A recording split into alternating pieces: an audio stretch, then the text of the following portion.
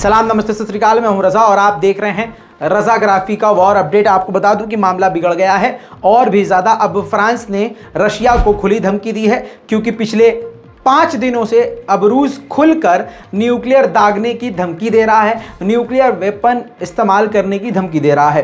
France ने कई मुद्दों पर रूस को घेरा है। सबसे पहली बात आपको बता दूं कि फ्रांस ने कहा है कि रूस जो वोटिंग करवा रहा है, जो यूक्रेन के क्षेत्रों को आज़ाद करवा के, जो वोटिंग करवा के रूस रशिया में उन क्षेत्रों को जोड़ना चाह रहा है, ये सरासर गलत है और इसको हम मान्यता नहीं देंगे। पहली बात फ्रांस ने ये कही। दूसरी बात फ्रांस ने ये कही कि ये जो मोबिलाइजेशन कर रहा है, ज़बरदस्ती अपनी सेना को बढ़ा रहा है, ये जता रहा है, दिखा रहा है कि रूस न्यूक्लियर अटैक कर सकता है। इन सबके बाद फ्रांस ने बड़ी बात कही। फ्रांस ने कहा कि इन हरकतों को देखते हुए हम रूस पर और भी बड़ी और एक्सट्रीम लेवल की पाबंदियां लगा सकते हैं। हालांकि रूस पर पाबंदी लगने का असर नज़र नहीं आ रहा है। जिन जिन देशों ने रूस पर पाबंदी लगाई है वो सब खुद ही परेशान हैं। ये बात किसी ऐरे गैरे ने नहीं बोली। ये तस्वीर देखिए, ये जो महिला हैं ये फ्रांस की विदेश मंत्री हैं। ये खुद यूक्रेन पहुंची थी और वहां जाकर इन्होंने यूक्रेन के समर्थन में रूस के खिलाफ बड़े बयान दिए हैं। अब दोस्तों आपको बड़ी रिपोर्ट बता दूं, जो रशिया वोटिंग करवा रहा है अलग अलग क्षेत्रों की, उस वोटिंग के हिसाब से 96% वो 3 से 4 जगह के जो लोग हैं 96% रूस के हक में वोट दे रहे हैं। यानी अगर रशिया उन रिजल्ट को फॉलो करे तो यूक्रेन के वो क्षेत्र रूस में शामिल हो जाएंगे। जिसके बाद इजराइल भड़का है। इजराइल ने ऐलान किया है कि हम इसको मान्यता नहीं देंगे कभी भी, किसी को भी। ठीक है, ये भी 3-4 क्षेत्र हैं, इनको मान्यता नहीं देंगे।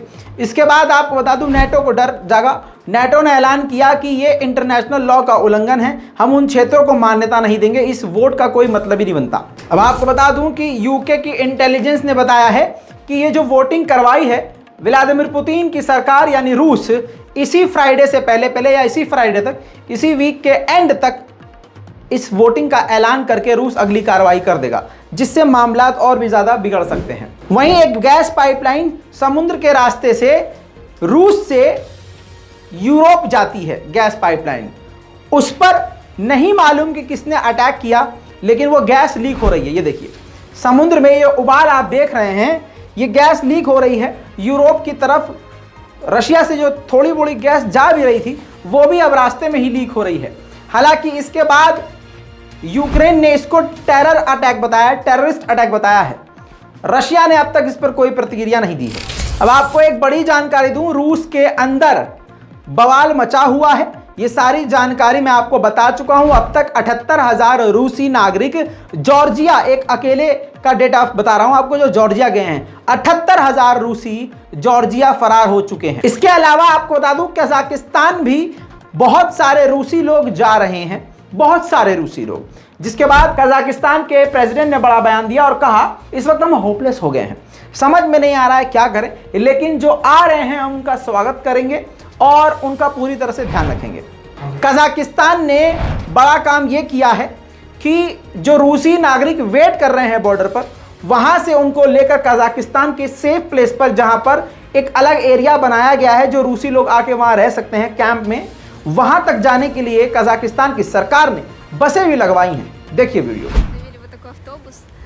Поставили и говорят, типа, вы можете тут переждать очередь, пока холодно, чтобы от дождя, от ветра спрятаться, пожалуйста, садитесь и можете здесь подождать. Но никто не садится в этот автобус, потому что это похож на автозак, куда митингующих садят. फिनलैंड का जो बॉर्डर है वो पूरी तरह से रशिया से मिलता है।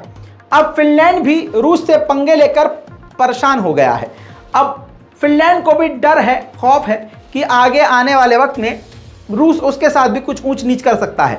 उसने ऐलान कर दिया है फिनलैंड ने कि हम पूरे रूस के बॉर्डर पर, जो हमारा बॉर्डर टच हो रहा है, फेंसिंग करेंगे, यानी पूरी तरह से वायरिंग करेंगे, बॉर्डर को सील करेंगे। अब देखिए ये 6ठी बार हो गया है। आप भी सोच रहे होंगे कि रजा भाई, ये रजा भाई आप रोज ये बोल रहे। देखिए मैं कुछ नहीं बोलता, मैं आपको वो बताता हूं जो आपको कोई नहीं बताएगा।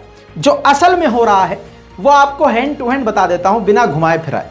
अब देखिए फिर से व्लादिमीर पुतिन के दोस्त और पूर्व राष्ट्रपति रूस के, उन्होंने फिर से धमकी दी। उन्होंने कहा है कि ये हमारा पूरा अधिकार है, पूरा हक है कि अपने बचाव के लिए हम न्यूक्लियर का इस्तेमाल कर सकते हैं। रेड लाइन इन्होंने बताया है, इन्होंने कहा कि अगर हमारे बॉर्डर पर हमला किया जाता है और हमें अपने बॉर्डर से पीछे खदेड़ा जाता है तो हम न्यूक्लियर दाग सकते हैं, हमारा अधिकार है। अब आपको बता दूं कि शांति और चुपके से रशिया और सर्बिया ने कुछ डील करी है, जिस डील के बाद यूरोपीय यूनियन और अमेरिका घबरा गए हैं, क्योंकि डील के बारे में कुछ पता नहीं चला कि इन्होंने डील क्या करी है। जिसके बाद ईयू और अमेरिका ने एक्सप्लेनेशन मांगी है सर्बिया से कि भाई साहब ये दोनों बीच में कौन सी डील हुई है, जरा एक्सप्लेन करें। वहीं पर अच्छी खबर यह आई है कि तुर्की ने बड़ी जानकारी दी। तुर्की के फॉरेन मिनिस्टर ने कहा है, जानकारी ये दी है कि व्लादिमीर पुतिन यूक्रेन से दोबारा बातचीत करने के लिए सोच रहे हैं। अल्लाह करे ये हो जाए, दो जगह जो जंग चल रही है वो बंद हो जाए। हम तो जंग को सपोर्ट ही नहीं करते क्योंकि इससे आम लोगों का नुकसान ज़्यादा हो रहा है। जो मैंने आपको खबर बताई थी कि रूस में जापान की एम्बेसी में ही एक जापानी को जासूसी के इल्ज़ाम में रूस ने गिरफ्तार करके उसको 48 घंटे का टाइम दिया कि आप यहाँ से फरार हो जाओ, भाग जाओ यहाँ से जापान।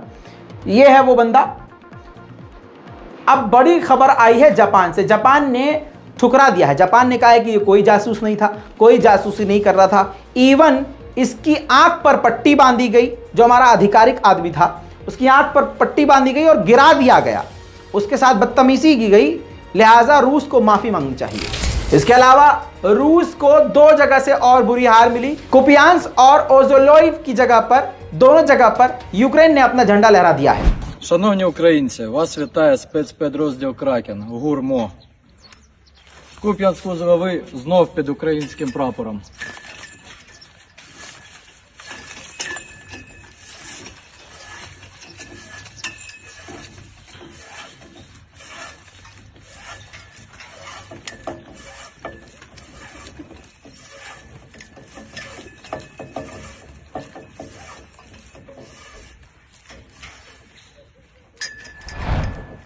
जॉर्जिया का हाल बुरा है। दिन हो या रात 45% ट्रैफिक और बढ़ गया है। रूस की तरफ से ज्यादातर लोग जॉर्जिया की तरफ जा रहे हैं। हाल बॉर्डर का कैसा है देखिए।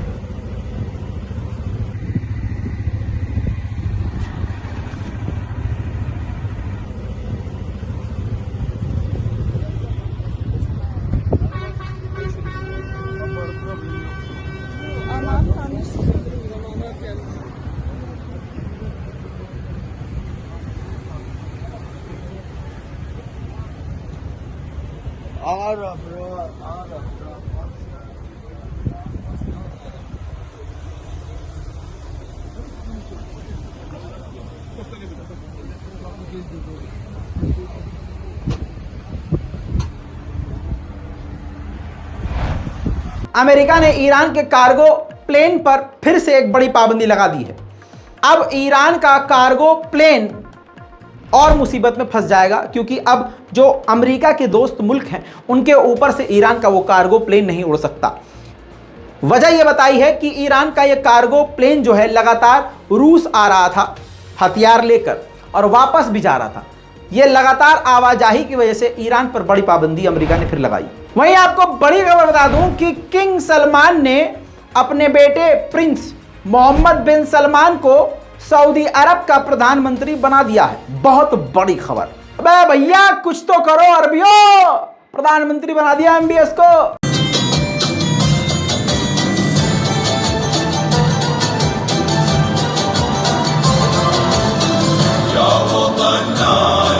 डोनेस्क में एक और गांव है रिदको दुब नाम का, उसको भी यूक्रेनियों ने रूस से आजाद करवा लिया है। सबूत आपके सामने।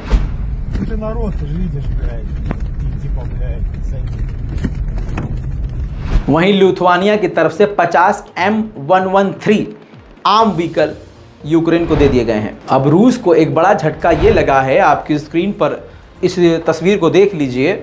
ये हाई रैंक के रशियन कर्नल हैं, यानी ये जो थे मिसाइल एक्सपर्ट थे, आर्टिलरी एक्सपर्ट थे और रूस की 35th कॉम्बैट आर्म को लीड कर रहे थे। यूक्रेन ने निशाना दागकर इनको कत्ल कर दिया है। वहीं डेनमार्क और पोलैंड ने डील कर ली है। तस्वीरें आपकी स्क्रीन पर है। डेनमार्क और पोलैंड ने डील जो कर ली है, अब इसके बाद नॉर्वे की जो गैस है वो अब पोलैंड पहुंचेगी। अब जो रूस की नई बटालियन है, जो पब्लिक अब नई मिलिट्री ज्वाइन कर चुकी है, उसकी तस्वीर आ चुकी है। ये आम सभी नागरिक हैं। कल तक ये आम नागरिक थे और आज ये रूस की सेना में ना चाहते हुए भी शामिल हो गए हैं। देखिए,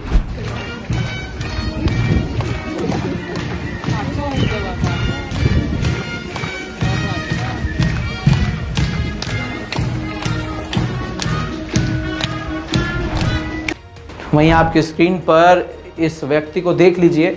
यूक्रेन के सैनिकों ने ओडेसा के इलाके से एक रूसी अफसर को सिक्योरिटी सर्विस जो प्रोवाइड करा रहा था, रूस को गिरफ्तार किया है। ये कैमिकाजे जो ड्रोन था ईरान का, उसको एग्जैक्ट लोकेशन प्रोवाइड करवा रहा था हमला करने के लिए। खार्किव के जिस छोटे से इलाके में अभी रूस का कब्जा है, वहाँ पर एक बहुत मशहूर चर्च है, वो यूक्रेन का ही है।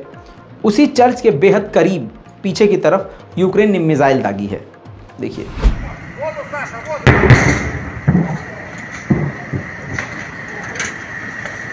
वैसा नहीं है कि रूस बिल्कुल ही पीछे हट चुका है। माइकोलाइव के इलाके में रूस ने मिसाइल दाग दी, जिसके बाद पूरा इलाका खंडर में तब्दील हो गया। Сьогодні вночі вчергово російські окупанти поцілили однією ракет просто в центр міста Миколаєва. На відео ви бачите наслідки руйнації на одній з центральних частин міста. Інформації щодо постраждалих не надходило. Тим не менш, ви можете спостерігати зруйновані приватні крамниці, магазини. Триває усунення наслідків нічного обстрілу. इसके अलावा रूस का अटैक हेलीकॉप्टर बहुत ही खतरनाक हमले कर रहा है।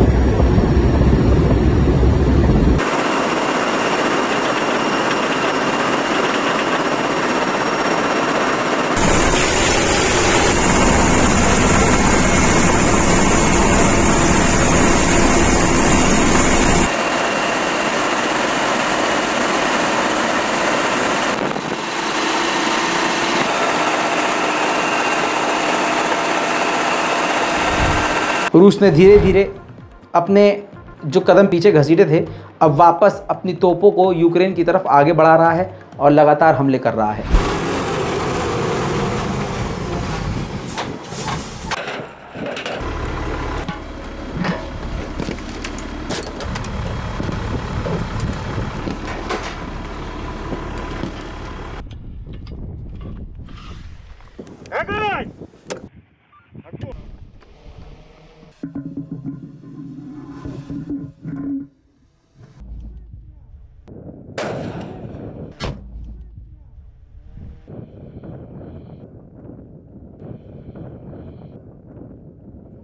Итак, прибыль на учебное место по изучению устройства ручного противотанкового гранатомета. Основные его составляющие создает реактивную струю.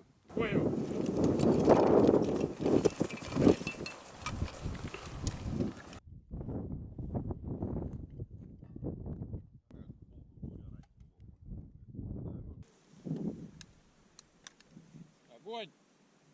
Выстрел!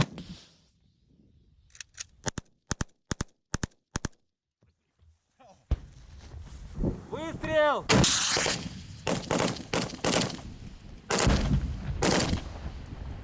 Выстрел!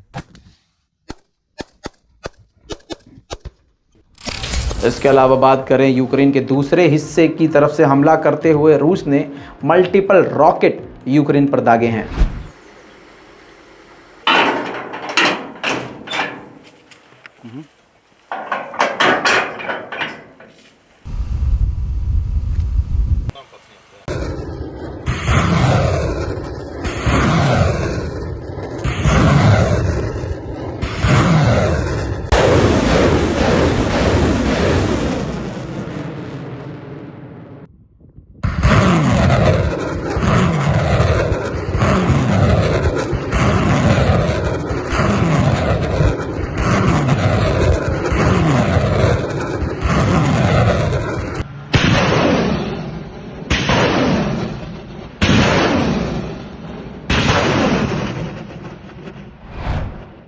यूक्रेन और रूस के वॉर अपडेट में अभी तक के लिए इतना ही।